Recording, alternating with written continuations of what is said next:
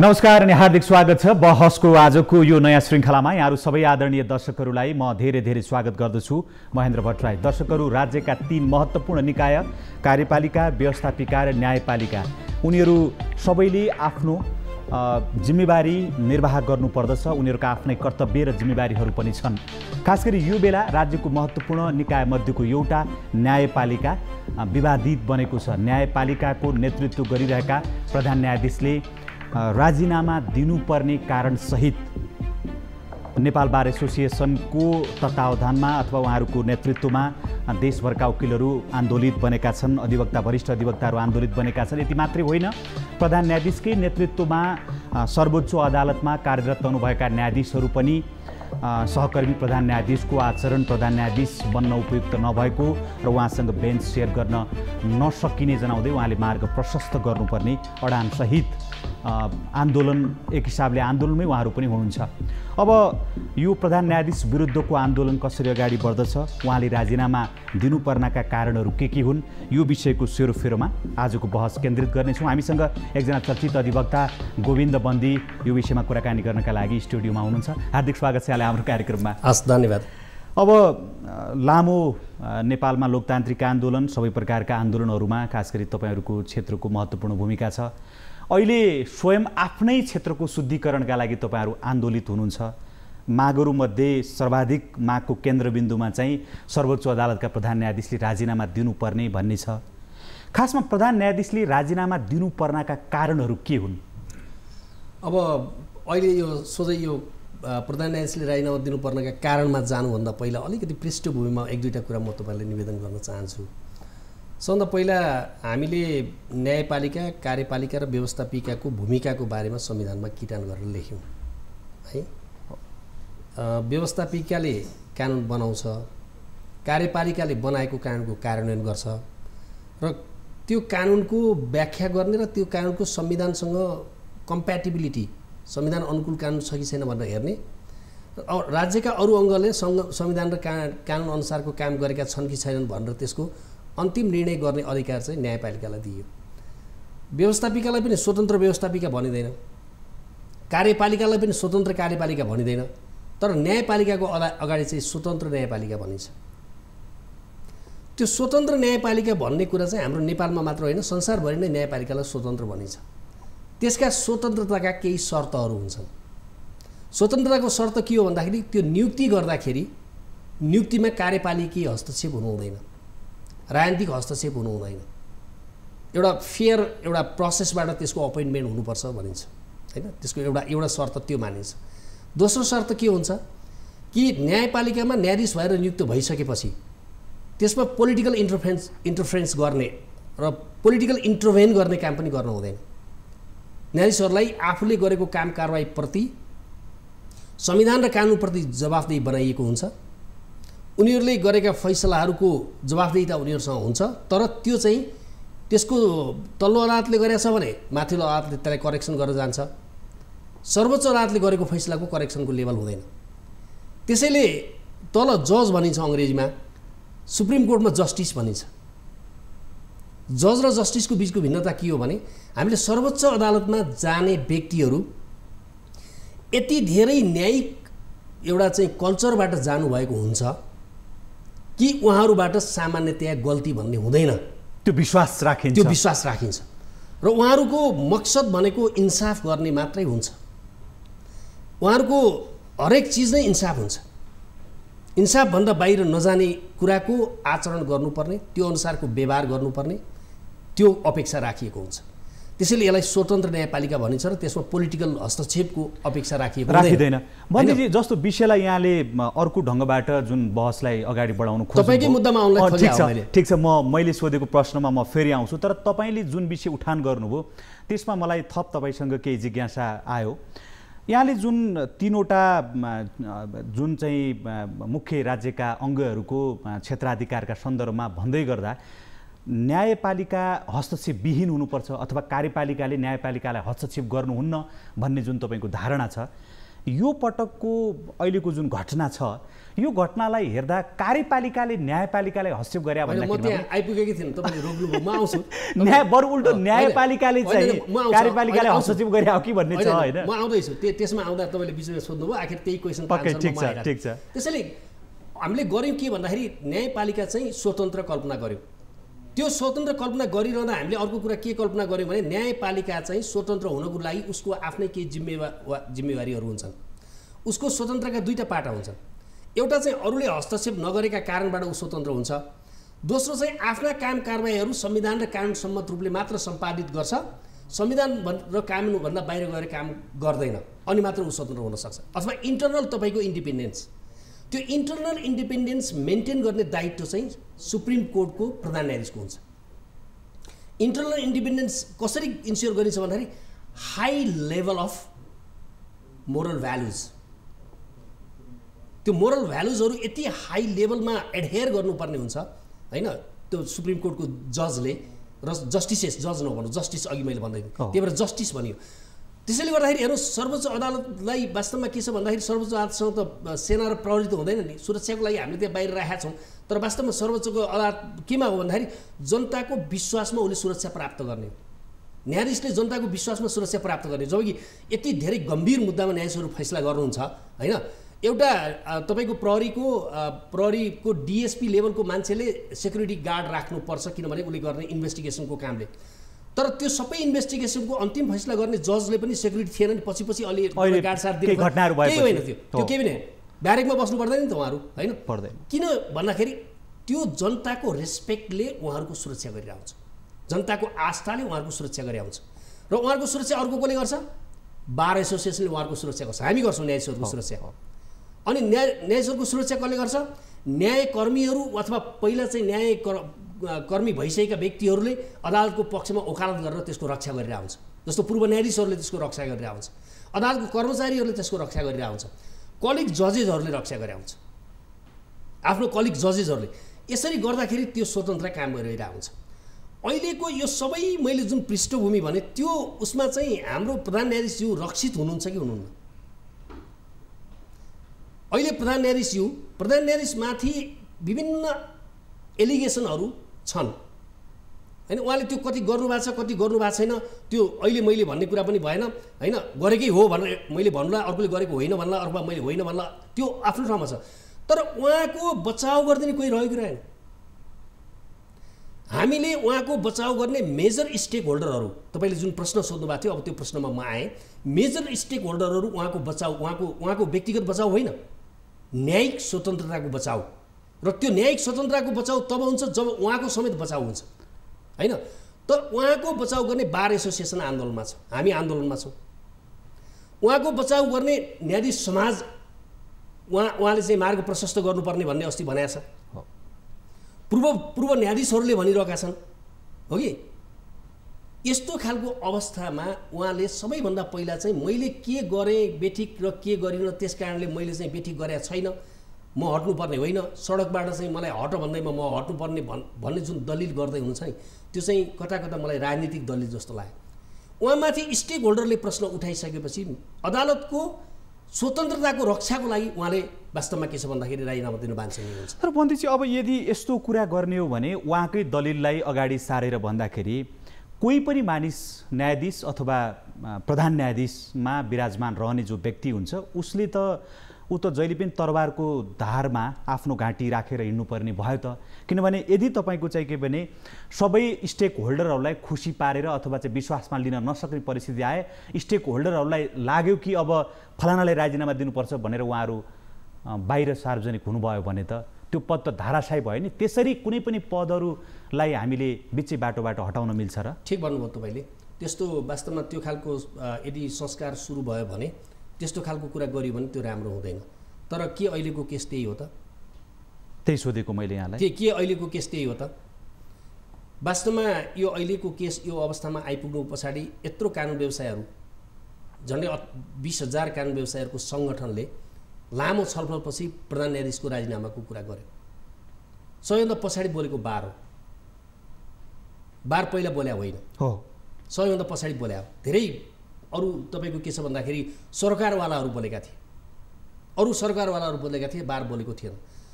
अब बार पनि त्यो पोइन्टमा आइपुग्यो होइन भन्दा बार एसोसिएसन जो झन्डै 20,000 कानुन व्यवसायहरूको तपाईँको एउटा सङ्गठन छ, आज सर्वोच्च अदालतको प्राङ्गणमा तपाईँले देखि पनि हाल्नुभयो। 3 जना कानुन व्यवसायहरूले सेतो पट्टी बान्नुभयो, बाँकी कानुन व्यवसायहरूले तपाईँको चाहिँ कालोपट्टी बान्नु भएको छ।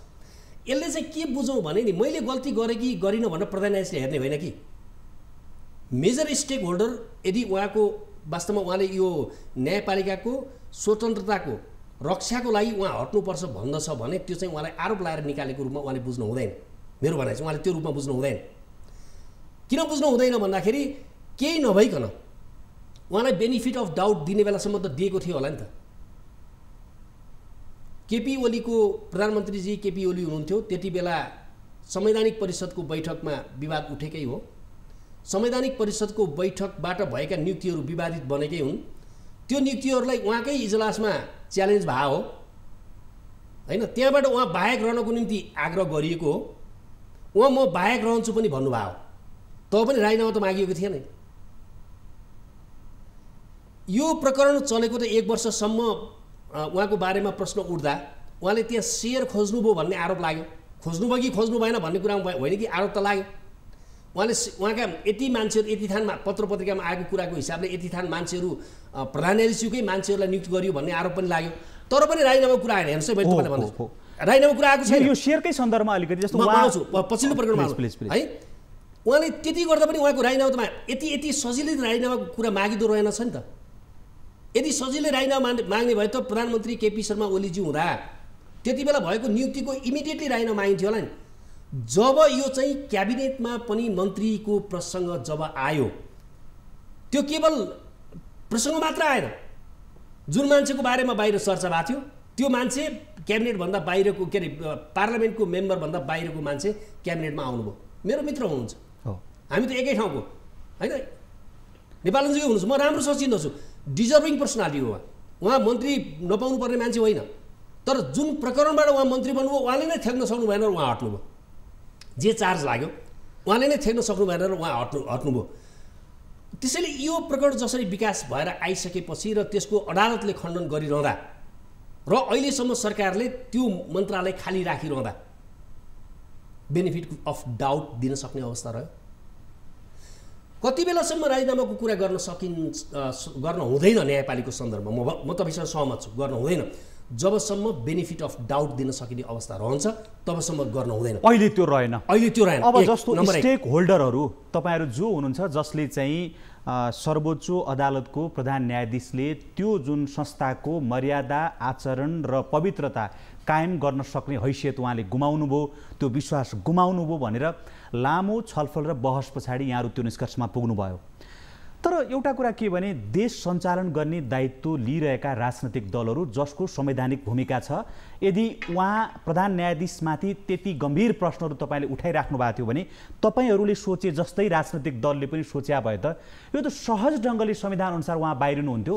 तर राजनीतिक दलहरू त यो सोच्दैनन्। यसो दुईटा पाटामा हेरौँ यसलाई पनि। राजनीतिक दलहरूले सोच्छन् कि सोच्दैनन् त्यो राजनीतिक दलहरूले जान्ने कुरा भयो। म राजनीतिक दलहरूको कुरा किन जान्दिनँ भने म दलहरूसँग सम्बन्धित छैन, पक्कै पनि त्यो होइन, म एउटा कानुन व्यवसाय हो। तर हामीले चाहिँ अहिले प्रधान न्यायाधीशलाई आग्रह गरिरहेको कुरा के हो भने चिफ जस्टिसले हामीले रिक्वेस्ट गरिरहेको कुरा के हो भने तपाईँले चाहिँ यो अवस्थालाई निकास दिनुहोस् भने राजीनामा दिनुहोस् होइन, भनेको राजीनामा दिनुहोस् हामीले भनेका छौँ। उहाँलाई महाभियोग लगाउनुहोस् हामीले भनेको छैन होइन, हामीले भनेको छैन। हामी के चाहन्छौँ भने अदालतको समस्या हामी नै समाधान गर्न सक्छौँ भन्ने हामीलाई लाग्छ। हामी न्यायपालिकाको स्टेक होल्डर हो, त्यसमा कुनै विवादै छैन होइन। त्यसैले 4वटा कम्पोनेन्ट भन्दाखेरि 12 वकिलहरू एउटा कम्पोनेन्ट हो होइन। त्यसैले हामीले के भनिरहेछौँ भन्दाखेरि महाभियोग लगाउने वा नलगाउने महाभियोगको ग्राउन्ड छ कि छैन, महाभियोग कसरी लाग्छ, त्यसको प्रक्रिया के हो, त्यो पोलिटिकल प्रोसेस हो। That is purely political process. हामी चाहिँ उहाँलाई हटाउनुको निम्ति पोलिटिकल प्रोसेसको डिमान्ड गरिरहेछौँ। हामी उहाँलाई हटाउनुको लागि हाम्रो न्यायिक कल्चरकै हिसाबले थोरबन्दीजी सुन्नु न, अब यो यहाँहरूले जुन हटाउनका लागि राजनैतिक पार्टीहरूले के गर्छन् मतलब होइन, हामी सक्षम छौँ आफ्नो काम गर्न भनेर जुन भन्नुभएको छ नि, तपाईँहरूले अगाडि बढाएको बाटो भने त आन्दोलनको बलमा हटाउने हो नि होइन? तपाईँहरू त संविधान कानुन अनुसार त्यसलाई चाहिँ कार्यान्वयन गर्नुपर्छ, त्यो चाहिँ बलियो हुनुपर्छ संविधान भन्ने मान्छेहरू चाहिँ आन्दोलनको बलमा प्रधान न्यायाधीश हटाउँछु भन्नुहुन्छ। यो त राजनैतिक मुद्दा जस्तो भएन र? प्रधान न्यायाधीशले राजीनामा दिनुभयो भए आन्दोलन गर्नु पर्दैन थियो, हेर्नुहोस् होइन। हामीले आजबाट थाल्यो आन्दोलन चाहिँ, आन्दोलन थालेकै आजबाट हो होइन। आजसम्म उहाँले राजीनामा दिनुभयो, हामीले आन्दोलन गर्नु पर्दैन थियो, राजीनामा दिनु भएन। अब प्रश्न कहाँनिर हुन्छ भन्नुहुन्छ भने यो चाहिँ प्रधानमन्त्रीलाई हटाउँदा हामी अदालत गयौँ, उल्टो भइरहेछ कि त्यही भन्नु न। प्रधानमन्त्रीजीलाई हटाउँदाखेरि चाहिँ हामी अदालत गयौँ होइन, किन भन्दाखेरि राष्ट्रपतिजीले प्रधानमन्त्रीजीलाई हटाएर अहिले वर्तमान प्रधानमन्त्री शेरबहादुर देउवाजीलाई नियुक्ति गर्नुपर्ने हो, उहाँले गर्नु भएन। अनि राष्ट्रपतिजीको विरुद्धमा हामी अदालत गयौँ, त्यो नै वैधानिक मार्ग थियो है। प्रधान न्यायाधीशजीको विरुद्धमा महाभियोग नजाओस् भन्ने पनि चाहना हो कि हामीले उहाँलाई हट्नुहोस् भनेको। हामीले उहाँलाई हट्नुहोस् र हामी हटाउँछौँ भनेको के हो भने जुडिसियरीमा सकेसम्म पोलिटिकल प्रोसेस सुरु हुन हुँदैन। मेरो व्यक्तिगत विचार के छ भने कि अदालतको न्यायाधीशहरूमा तपाईँको चाहिँ महाभियोग चाहिँ दलहरूले चाहेर जति बेला चाहे त्यति बेला 25% पुग्दैमा ल्याउने गरी गरियो भने फेरि न्यायिक स्वतन्त्रतामा समस्या हुन्छ। म तपाईँलाई एउटा इक्जाम्पल, सुशीला कार्की। प्रश्न चाहिँ को ठिक र को बेठिक भन्ने होइन। सुशीला कार्कीलाई जुन हिसाबले महाभियोग ल्याइयो त्यसले नेपालको न्यायिक इतिहासमा त्यसले राम्रो छाप दिएको छैन।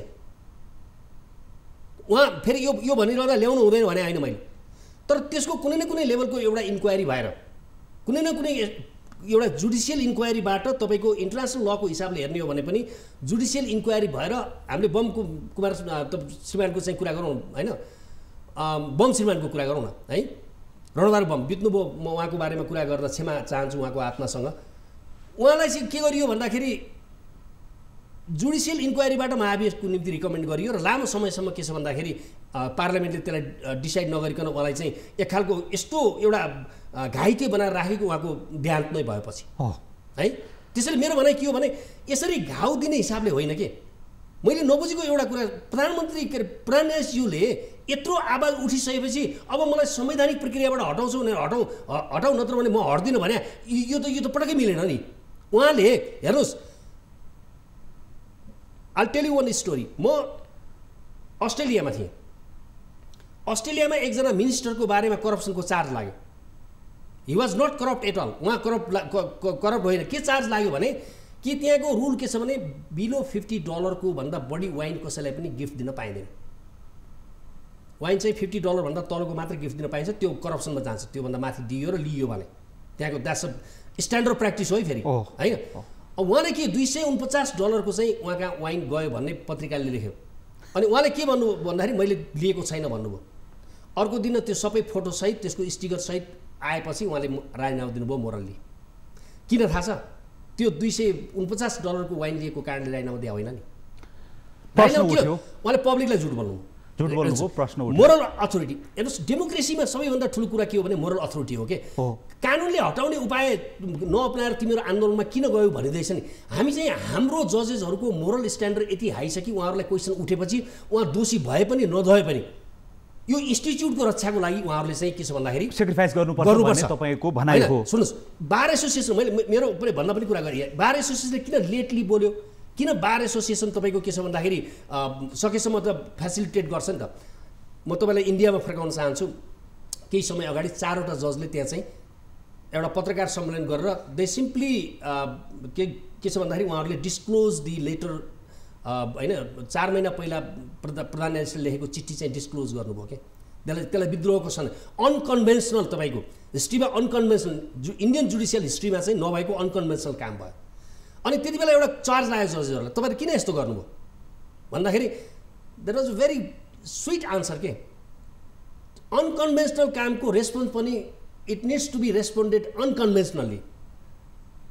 यदि अनकन्भेन्सनल कामहरू भएको छ भने त्यसलाई रेस्पोन्ड गर्ने तरिका पनि अनकन्भेन्सनल हुन्छ। त्यसैले अहिलेको परिस्थिति के छ भन्दाखेरि हामीले अनकन्भेन्सनल तरिकाबाट होइन नै रेस्पोन्ड गर्नुपर्ने अवस्था भएको छ। त्यसैले अहिले सबै सर्वोच्च अदालतका न्यायाधीशहरू प्रधान न्यायाधीशसँग बेन्च तपाईँले नै अघि यहाँ ओपनिङ स्टेटमेन्ट भन्दै हुनुहुन्थ्यो बेन्च सेयर नगरेर उहाँहरू चाहिँ यस्तो खालको अब बाई गर्न सक्दैनौँ हामी वी क्यानट बाई अवज्ञामा हुनुहुन्छ म तपाईँसँग फेरि आउँछु दर्शकहरू हामीसँग गोविन्द बन्दी हुनुहुन्छ जो न्यायालयका नेतृत्वकर्ताको राजीनामाको माग गर्दै स्टेक होल्डरहरू आन्दोलित भएका छन् यसको निकास कसरी हुन्छ र यसका समाधानका कुराहरू के हुन् यो विषय जोडिरहेका छौँ एउटा छोटो विश्राम लिन्छु त्यस पछाडि फेरि म उहाँसँग उपस्थित हुनेछु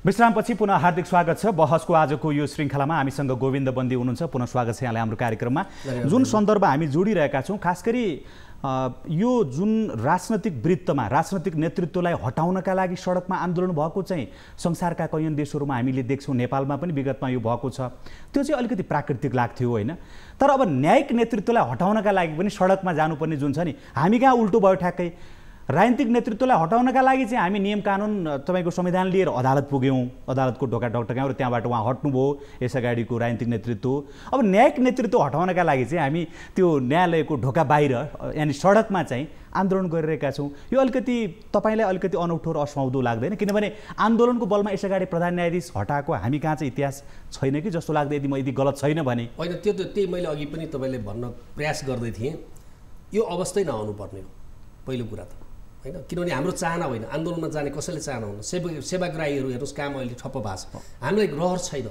तर हाम्रो यो मजबुरी हो हाम्रो किन मजबुरी हो भने जुन चिफ जस्टिसलाई अब कुनै पनि स्टेक होल्डरले स्वीकार गर्न सक्दैन त्यो चिफ जस्टिसलाई उहाँ रहिरहँदाखेरि न्यायालयप्रति के हुन्छ म सामान्य तपाईँलाई इक्जाम्पल दिन्छु अदालतको स्वतन्त्र मैले इमेल पाएँ मलाई एकदम म विगत केही दिनदेखि सोचिरहेको छु मलाई युएसबाट अस्ट्रेलियाबाट हङकङबाट बेलायतबाट त्यहाँको पूर्व न्यायाधीश र लयरहरूले सोध्दैछन् रे तिम्रो चिफ जस्टिसले एक्जिक्युटिभमा सेयर खोजा हो भनेर लेखिरहेछन्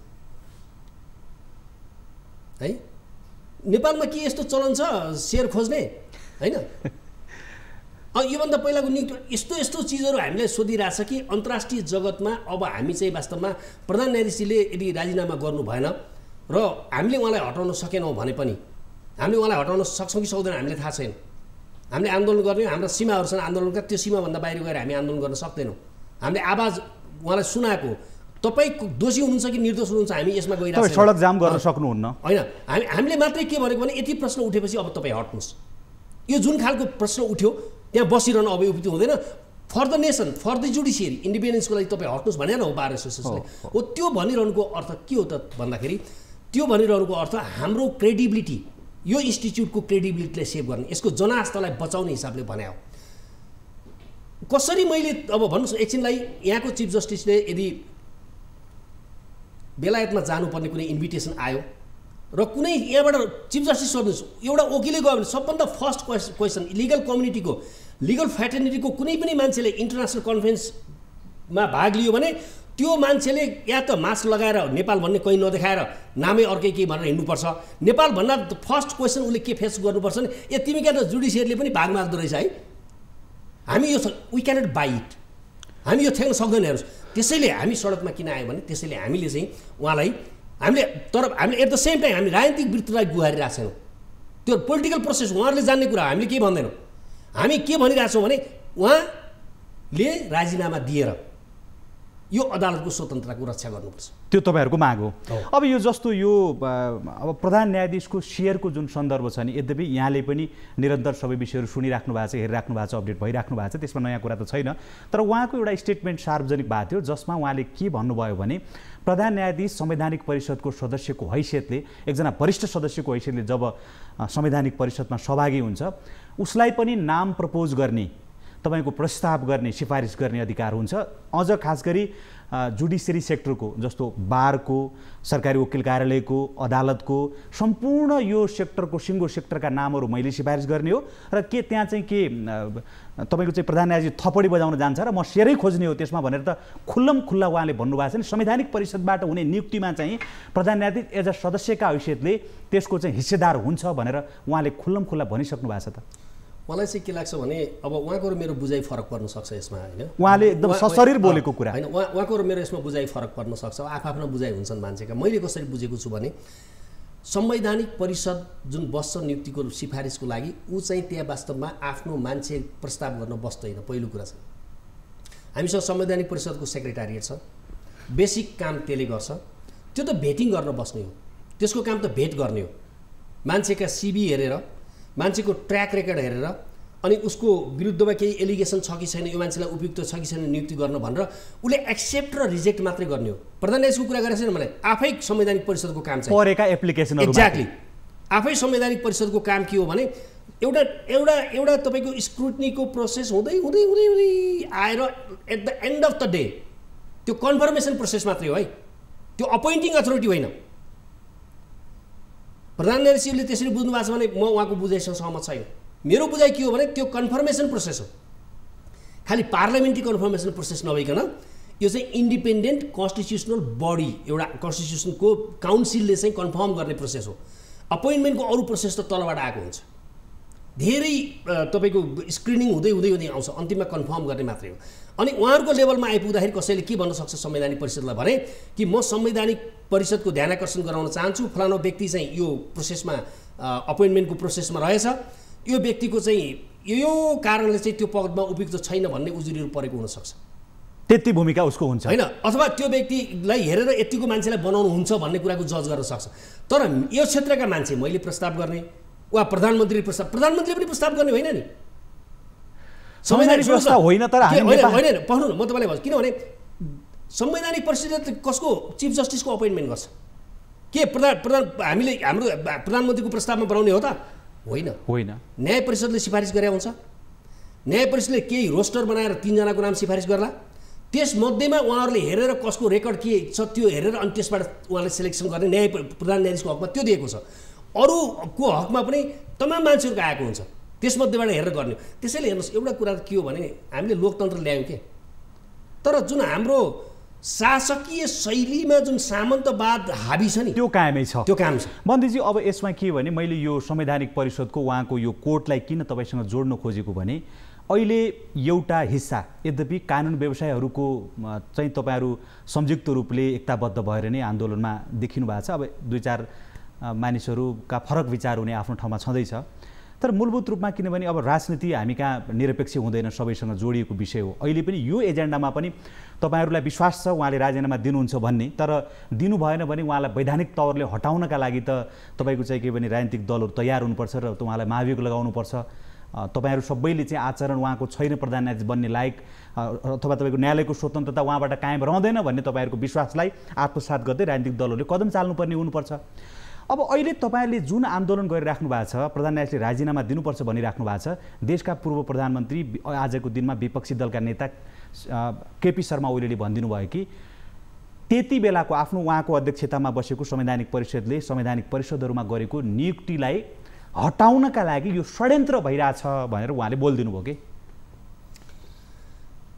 अब पूर्व प्रधानमन्त्री केपी शर्मा ओली राम्रो बोल्नुहुन्छ, बोल्न राम्रै जान्नु भएको छ होइन, बोलेरै गरिरहनु भएको छ अहिलेसम्म। तर प्रश्न कहाँनिर हो भने हटाउनका लागि भन्दा पनि ती जायज नियुक्तिहरू थिए त भन्ने प्रश्न हो। जुन किसिमको नियुक्ति गरियो र त्यो नियुक्तिलाई बचाउनको लागि प्रतिनिधि सभाको विघटन गरियो जग जाहेर छ। त्यसैले प्रधानमन्त्रीजीले अब के तर्क गर्नुभयो, पूर्व प्रधानमन्त्रीजीले के तर्क गर्नुभयो त्यो महत्त्वपूर्ण कुरा होइन। जसरी अध्यादेश ल्याएर 6 जनाको तपाईँको चाहिँ परिषदलाई झारेर 3 जनाले बैठक बस्न सक्ने र त्यसको पनि बहुमतले निर्णय गर्न सक्ने दुनियाँमै नभएको उहाँले गर्नुभयो। त्यस्तो खालको कुरा र विवाद उठेर यसमा प्रधान न्यायाधीश बस्न हुँदैन भनेर अफिसियल्ली प्रधान न्यायाधीशलाई कम्युनिकेट गरेपछि he should have taken the position not to attend the meeting. हिस्सेदारै लिनुभयो। यदि उहाँले इन्डिपेन्डेन्स जुडिसियरीको इन्डिपेन्डेन्स कायम राख्नको लागि हामीले प्रधान न्यायाधीशसँग गरेको अपेक्षा के थियो भने यो मिटिङमा नगएको भए राम्रो हुन्थ्यो। अब उहाँले एउटा दलिल गर्नुभयो, त्यसमा एउटा हिसाबले म नाइ नमान्नु होला। उहाँको दलिल के थियो भने अब मेरो यो संवैधानिक जिम्मेवारी हो, म त्यहाँ कसरी नजाने। तर he could have stopped it गएर उहाँले के भन्नुपर्थ्यो भने हामी 3 जना बसेर एउटा डेमोक्रेसीमा 6 जनाको कमिटीमा 3 जना बसेर त्यसको बहुमतले निर्णय गर्ने काम। यो त्यो सामान्य खालको बैठक पनि थिएन नि, उहाँले अध्यादेश ल्याएर 3 जनाले निर्णय गर्न सक्ने बनाउनु भएको थियो। त्यो मात्र हो र बिहान एउटा कानुन अनुसार बैठक बस्यो, बैठक बस्न सकेन। दिउँसो कानुन आयो, अनि तपाईँको त्यो 48 घण्टाको दिनुपर्ने सूचना पनि नदिकन साँझ 5 बजे बसेर निर्णय गरेछ। यहाँ त्यति ठुलो नेताले बोलेको कुरा किन महत्त्वपूर्ण छ भने कि अब उहाँलाई चाहिँ के भने जे पनि बोलिदिनुहुन्छ भनेर भन्नु पर्यो। पूर्व प्रधानमन्त्री हो उहाँले यो सन्दर्भमा फेरि अरू थप अगाडि बढेर के भन्नुभएको छ भने जुन तपाईँहरूले अवैधानिक तरिकाले संसद विघटन भएको छ भनेर बहस पैरवी गर्नुभयो, तपाईँहरू सबैले तपाईँको चाहिँ के भने संविधानको बलमा यसलाई चाहिँ पुनर्स्थापित गराउने जुन काम गर्नुभयो, तपाईँहरूले बहस गर्नुभयो, न्यायालयका न्यायमूर्तिहरूले फैसला गर्नुभयो। तर यो फैसला गर्ने मानिसहरूले पनि राजीनामा दिनुपर्छ, प्रधान न्यायाधीशले राजीनामा दिएर पुग्छ। त्यसैले यसमा एउटा के छ भने हाम्रो पूर्व प्रधानमन्त्रीजी नेकपा एमालेका अध्यक्ष केपी शर्मा ओलीले जे कुराहरू अहिले भन्दैरहनु भएको छ त्यसले चाहिँ नेपालको शासन प्रणाली, शासकीय शैली, शासकीय संस्कारलाई कहाँ पुर्याउँछ भन्ने कुरा उहाँ जस्तो प्रधानमन्त्री भइसकेको मान्छेले विचार गरेर राम्रो हुन्थ्यो। जे पाए त्यही गर्नुहुन्न। म तपाईँलाई एउटा कुरा भनौँ, 49 सालमा कर्मचारी आन्दोलन एमाले गर्यो। त्यो कर्मचारी आन्दोलन गर्दाखेरि त्यहाँभित्र भएको राजनीतिकरणले अहिलेसम्म देशले सफर गरिरहेछ। केपी ओलीजीले नै त्यति बेला सेयर दिएको भनेर उहाँकैबाट आएको हो यो कुरा। खास उहाँले त्यो संस्कार सिकाउँदाखेरि केपी ओलीजी नै प्रधानमन्त्री हुँदाखेरि र उहाँ संवैधानिक परिषदको अध्यक्ष हुँदा गरिएका नियुक्तिमा सेयर दिँदाखेरि यो सेयरको कुरा अहिले क्याबिनेटको मेम्बरसम्ममा आइपुग्यो।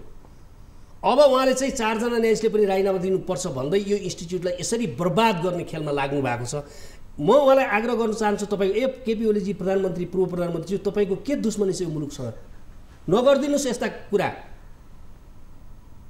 नसजिदिनुहोस् यो पोलिटिकल सिस्टम। हामी यसरी इन्स्टिच्युट चलाउनु हुँदैन। हामी म अघिदेखि तपाईँलाई के भन्दैछु भने महाभियोगको हामी कुरा गरिरहेको छैनौँ। किन भन्दैछु?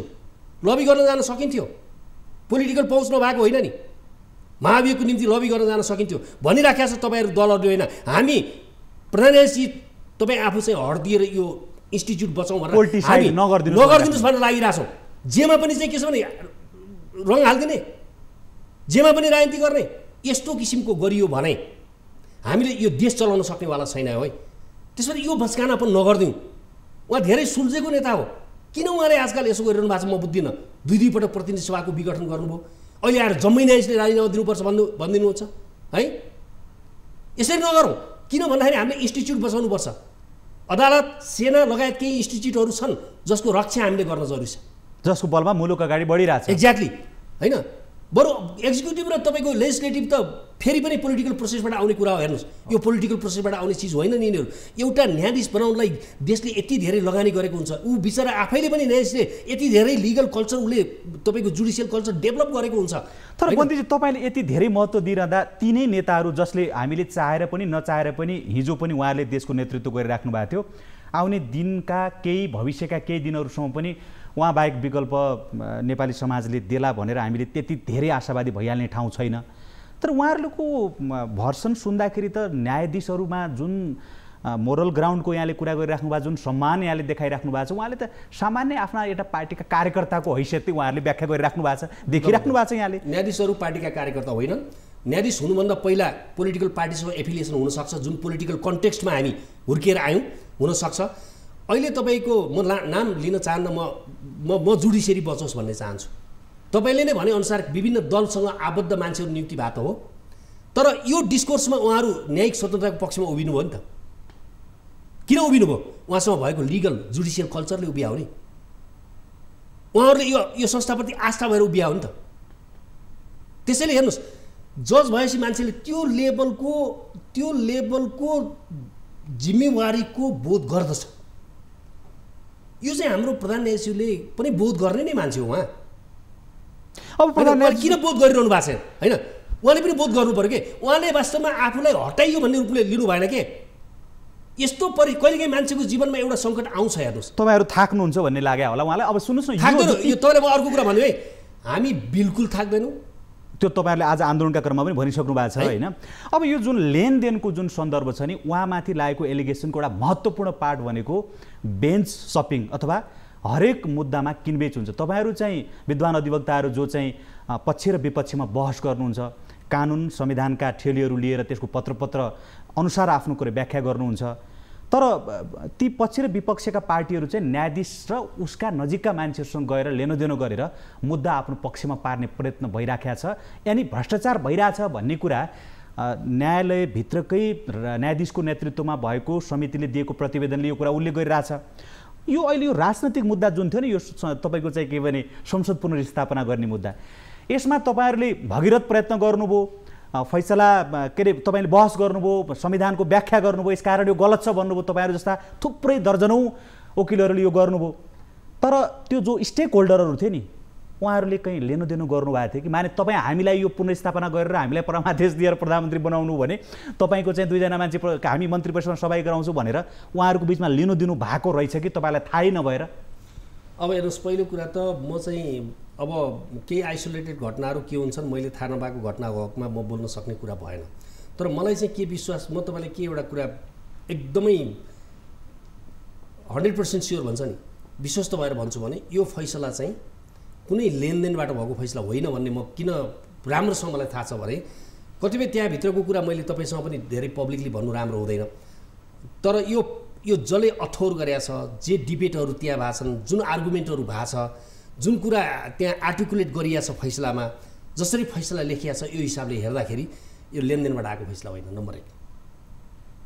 अर्को कुरा के हो भने यो फैसला नगर्दा संविधानले जुन दायित्व सर्वोच्च अदालतप्रति निरूपित गरेको थियो नि, त्यो दायित्व वहन गर्ने कुराबाट सर्वोच्च अदालत च्युत हुँदाखेरि संवैधानिक शासन व्यवस्थाको नै अन्त्य हुन्थ्यो।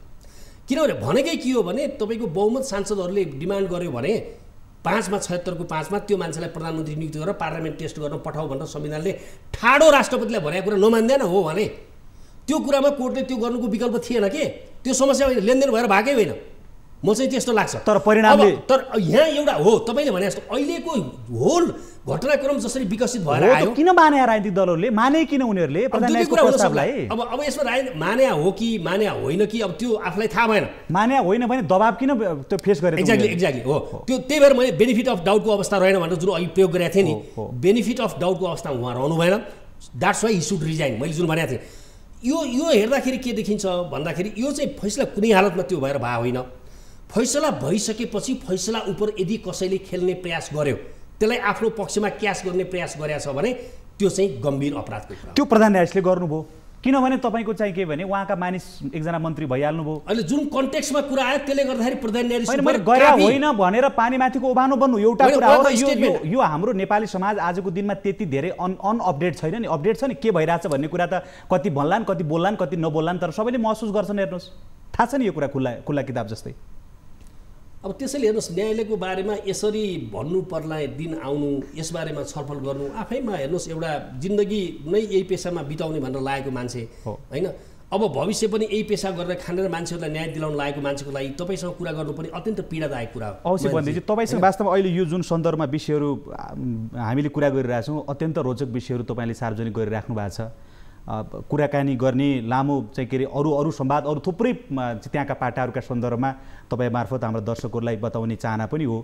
तर समय हामीसँग थोरै छ। अन्तिममा म तपाईँबाट एउटा मात्रै जवाब अब चाहेर यो कार्यक्रम अन्त्य गर्छु के भने उहाँले वैधानिक प्रक्रिया बेगर म कुनै पनि हिसाबले राजीनामा दिन्न भनेर जुन उहाँले कन्फिडेन्सका साथ जुन बताइराख्नु भएको छ, यदि त्यस्तो परिस्थिति भयो भने तपाईँहरूको हातमा विकल्प के हुन्छ? जो आजबाट तपाईँहरू कालोपट्टि बाँधेर आन्दोलनको आरम्भ गर्नुभएको छ, के गर्नुहुन्छ तपाईँहरू? होइन, हामी त हेर्नुहोस् कुरा के हो भने हामीसँग आन्दोलन बाहेक अर्को विकल्प छैन। आन्दोलन पनि हाम्रो एकदमै मर्यादित र हामी कानुन व्यवसाय कानुनको पालन गर्ने मान्छे हो, मर्यादित आन्दोलन हामी गर्छौँ। त्यो चाहिँ आन्दोलन तबसम्म गरिरहन्छौँ जबसम्म यसको निकास निक्लिँदैन, नम्बर 1 हामी गरि नै रहन्छौँ। अब उहाँ पदमा रहनुहुन्छ कि रहनुहुन्न, उहाँ पदमा राजीनामा दिनुहुन्छ कि दिनुहुन्न प्रधान न्यायाधीशले, अथवा यसले अरूले के गर्छन् त्यो हाम्रो धेरै चासो र सरोकार भन्दा पनि हामी चाहिँ यो बेठिक हुन्छ भन्ने कुराको नेपाली लिगल कम्युनिटी यो अनएक्सेप्टेबल होइन, यो खालको परिस्थितिमा उहाँ चाहिँ हट्नु भएको विकल्प छैन भन्ने निष्कर्षका आइसकेपछि हामी त्यसबाट ब्याक हुन सक्दैनौँ। एट द सेम टाइम हामी सेवा गराइलाई पर्ने अप्ठ्याराहरूप्रति पनि सचेत छौँ, न्याय पाउनुपर्छ होइन। त्यसैले यो आन्दोलनलाई कसरी कम क्षति हुने किसिमले लिएर जाने भन्ने बारेमा हामी सोच्छौँ, तर हामी आन्दोलन कन्टिन्यू गर्छौँ। र म अर्को कुरा म के विश्वास छु भने मैले जसरी जुडिसियरीलाई बुझेको छु, अहिले उहाँलाई वास्तवमा मान्छेहरूले विभिन्न मान्छेले आरोप लाउँदाखेरि प्रधान न्यायाधीशलाई मलाई यसरी आरोप लाउने भन्ने उहाँलाई एउटा भित्रबाट आएको पनि हुनसक्छ, त्यसरी उहाँले चाहिँ मलाई हटाउनु त भने पनि हुनसक्छ। तर मलाई लाग्छ उहाँले पनि न्यायको पक्षमा, न्यायपालिकाको स्वतन्त्रताको पक्षमा उभिएर राय नदिनुहुन्छ भन्ने कुरा म विश्वस्त छु। संवादमा सहभागिता जनाउनुभयो। समय र संवादका लागि यहाँलाई धेरै धेरै धन्यवाद छ। धन्यवाद। साधारण दर्शकहरू, गोविन्द बन्दीसँग आजको बहसमा हामीले कुराकानी गऱ्यौँ। विषय न्यायालय जुन विवादित छ, आन्दोलन चलिराखेको छ, यो सन्दर्भ जोड्यौँ। नयाँ श्रृङ्खलामा नयाँ विषय र पात्रहरूका साथ हामी फेरि उपस्थित हुनेछौँ। आज यो कार्यक्रमबाट हामी सबैलाई बिदा दिनुहोस्। नमस्ते।